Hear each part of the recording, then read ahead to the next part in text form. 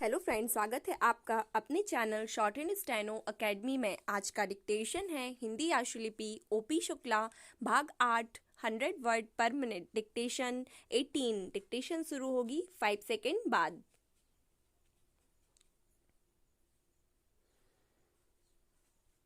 Start.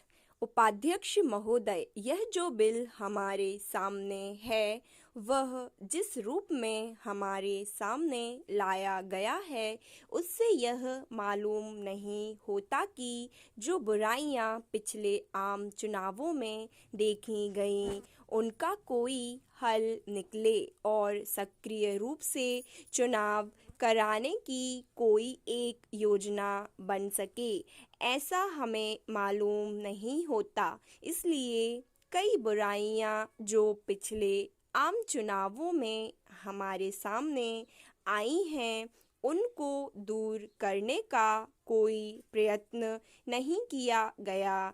इसमें कई बातें ऐसी हैं जिनको ठीक किया जा सकता था।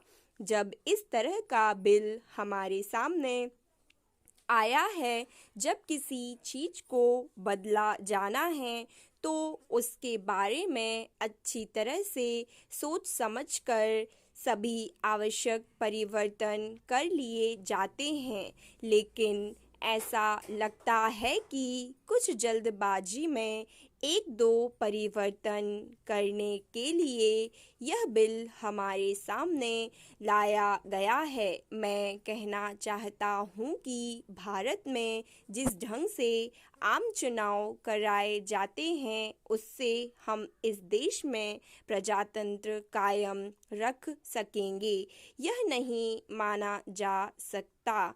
अगर आप ऐसा मानते हैं तो मुझे केवल यह कहना पड़ेगा कि एक बड़ी गलत फहमी में हम लोग हैं। जैसा कि कल यहाँ पर कहा गया, बड़े पैसे का चलन इन आम चुनावों में होता है, उसको रोकने की कोशिश होनी चाहिए।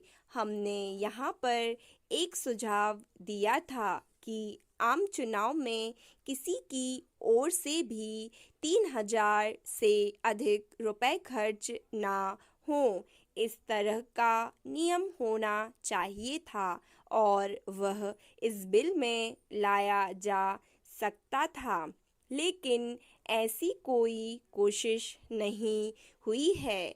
इसमें जो कुछ बताया गया है वह सिर्फ उम्मीदवार की ओर से जो खर्च होगा उसके बारे में बताया गया है। उसकी पार्टी या उसके दोस्त या ठेकेदार या फ़ायदा उठाने वाले बड़े व्यापारी उसके लिए खर्च करें तो उसके लिए कोई रोक नहीं है।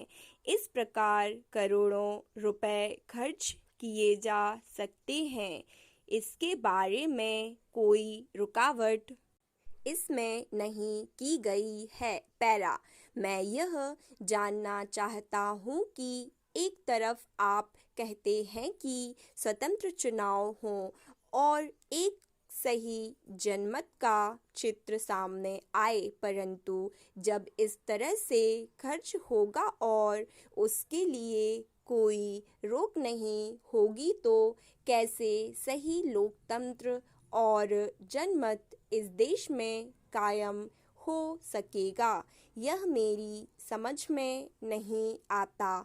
बड़े बड़े उद्योगपति टिकट पाते हैं। यदि बड़े बड़े उद्योगपति और राजा महाराजा जैसे लोग लोकसभा में आकर देश के भविष्य का फैसला करेंगे तो फिर इस देश का अनर्थ ही होने वाला है और कुछ नहीं हो सकता।